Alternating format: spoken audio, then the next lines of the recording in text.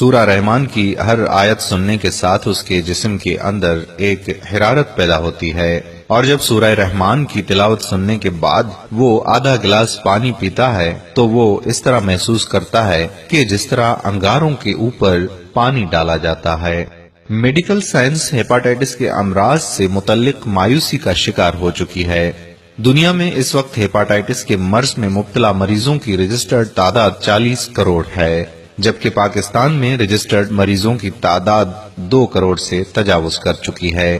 ایسے میں medical science کی بے بسی انسانی ذہن اور معاشرے کی تباہی کا پیغام دے رہی ہے، مگر سورہ رحمان کے سننے سے یہ مرض چند ہی ایام میں وجود سے ایسے غائب ہو جاتا ہے جیسے کبھی اس کا نام و نشان ہی نہ تھا۔ سورہ رحمان کی آیت سورہ رحمان کے ذریعے لوگوں کی ذہنی، جسمانی اور روحانی بیماریوں کا یقینی علاج ہوتا ہے۔ سورہ رحمان کی قرآن تھراپی کے ذریعے لا علاج مریضوں کا کامیاب علاج ہو چکا ہے، بلکہ بہت سے لوگوں نے بتایا کہ سورہ رحمان سننے سے ان کی بہت سی پیچیدہ بیماریاں ختم ہو گئی ہیں۔ سورہ رحمان قاری عبد الباسط کی آواز میں بغیر ترجمہ 50 منٹ کے دورانیے پر مشتمل ہے۔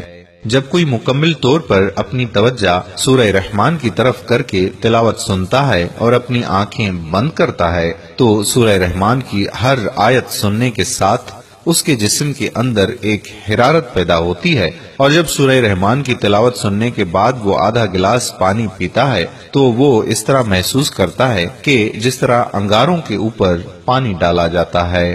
سورہ رحمان کے ان مشاہدوں کا جب ناروے میں پتہ چلا تو ناروے اوسلو سے پرائم ٹی وی سے یہ پروگرام پوری دنیا میں دکھایا گیا، اور سورہ رحمان کے پروگرام کی افادیت نے پوری دنیا کو چونکا دیا ہے۔ انہوں نے کہا کہ جو لوگ دکھی، الجھن یا ذہنی کرب میں مبتلا ہوں وہ سورہ رحمان کی تلاوت دن میں 3 مرتبہ متواتر 7 دن تک سنیں۔